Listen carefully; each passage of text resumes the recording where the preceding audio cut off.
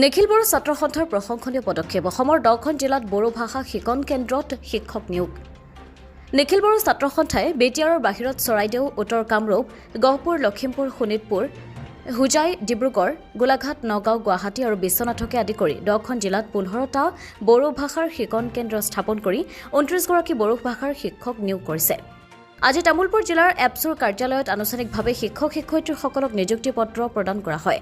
উক্ত অনুষ্ঠানত নিখিল বড়ো ছাত্ৰ সন্থাৰ সভাপতি দীপেন বড়ো, উপ-সভাপতি খৈৰামুদা ৱাৰী, সাধাৰণ সম্পাদক খনীন্দ্ৰ বসুমতাৰী, শিক্ষা সম্পাদক সৌমৌচাৰ বসুমতাৰী সম্বন্ধিতে কেন্দ্ৰীয় নেতাসকল উপস্থিত থাকে। সাধাৰণ সম্পাদক খনীন্দ্ৰ বসুমতাৰী আধৰা বড়ো ভাষাৰ শিকন কেন্দ্ৰৰ শিক্ষক-শিক্ষয়িত্ৰীসকলক নিযুক্তি পত্ৰ প্ৰদান অনুষ্ঠানত নিখিল বড়ো ছাত্ৰ সন্থাৰ সভাপতি দীপেন বড়োৱে শিক্ষক-শিক্ষয়িত্ৰীসকলক নিযুক্তি পত্ৰ প্ৰদান কৰাত জিলাকেইখনৰ বড়ো ৰাইজ উপকৃত হ'ব বুলি আশা কৰিছে।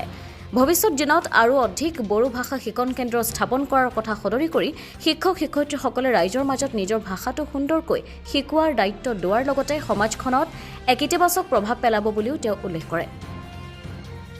নিখিল বড়ো ছাত্ৰ সন্থা উদ্যোগত বিটিয়াৰৰ বাহিৰত সমগ্ৰ অসমত গোলাঘাটৰ পৰা ধৰি চৰাইদেউ চাউথ কামৰূপ আৰু গহপুৰ বা আন ঠাইত য'ত মানে প্ৰয়োজন আৰু যোৱাটো দীঘলীয়া সময়ত তেওঁলোকৰ দাবী আছিল যে আমিও বড়ো ভাষা আমি শিকিব বিচাৰোঁ, জানিব বিচাৰোঁ, আমিও কোৱাৰ আমাৰো ইচ্ছা আছে।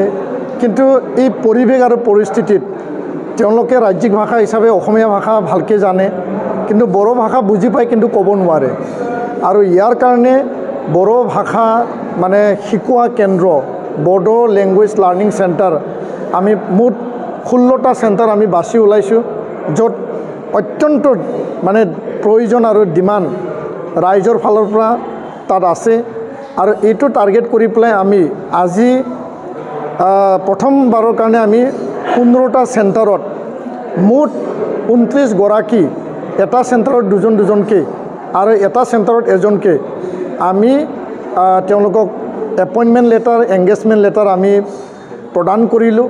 আৰু ইয়াৰ যোগেদি আমি টাৰ্গেট কৰিছোঁ প্ৰায় 10 পৰা 15,000 সেই অঞ্চলৰ ৰাইজ প্ৰথম লানিত তেওঁলোকে বড়ো ভাষা শিকিব।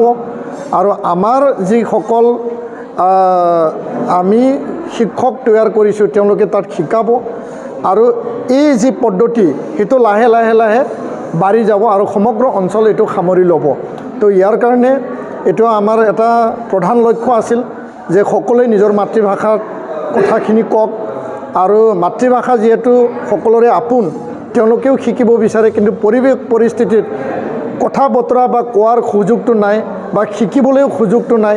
সেই সুযোগটো আমি প্ৰদান কৰি পেলাই আহি থকা দিনত সকলোৱে যাতে নিজৰ মাতৃভাষা ভালকৈ খলখলীয়াকৈ ক'ব পাৰে, বুজিব পাৰে, কথা পাতিব পাৰে, সেই ব্যৱস্থাটো আমি কৰিছোঁ।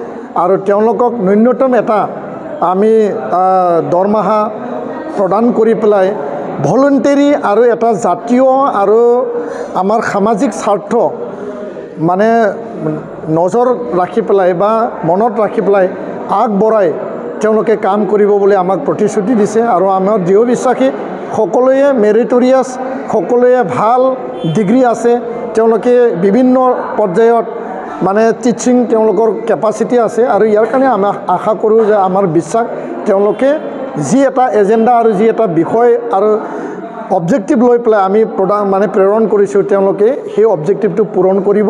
আৰু আহি থকা সময়ত অসমখন সমৃদ্ধিশালী, শক্তিশালী, সকলোৰে মাতৃভাষাক এটা মৰ্যাদা সহকাৰে আমি আগুৱাই লৈ যাব পাৰিম, তাকে আমি কামনা কৰিছোঁ। বহুত ভাল লাগিছে এইটো পদক্ষেপ, মানে আমি বহুত ভাল পাইছোঁ। অল বড়ো ষ্টুডেণ্ট ইউনিয়নৰ এইটো আমাৰ বহুত ভাল পদক্ষেপ, যিহেতু বিভিন্ন ডিষ্ট্ৰিক্টত আমাৰ বড়ো মানুহো কিবা অসমীয়াহে কথা কয়, বেছিভাগ এনেকুৱা বড়ো ক'ব নোৱাৰে, আমিয়ে বহুত লগ পাওঁ। তো আমাৰ বেয়া লাগে বহুত এনেকুৱা আৰু কথা আমি কমিউনিকেশ্যন কৰিব নোৱাৰোঁ। তো আমি এইটো পদক্ষেপ ভাল লাগিছে, যিহেতু আমি এতিয়া শিক্ষক হিচাপে ইয়াত নিযুক্তি পাইছোঁ 6 মাহৰ কাৰণে। এইখিনিত মানে আমি বহুত শিকাবলৈ চেষ্টা কৰিম, এইখিনিয়ে কৈ মোৰ।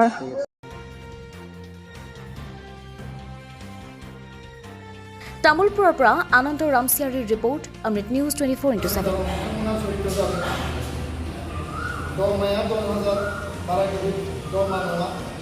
অমৃত প্ৰবাহ অসমীয়া সাপ্তাহিক কাকতৰ ডিজিটেল সংস্কৰণ অমৃত নিউজ সত্যৰ সন্ধানত অমৃত নিউজ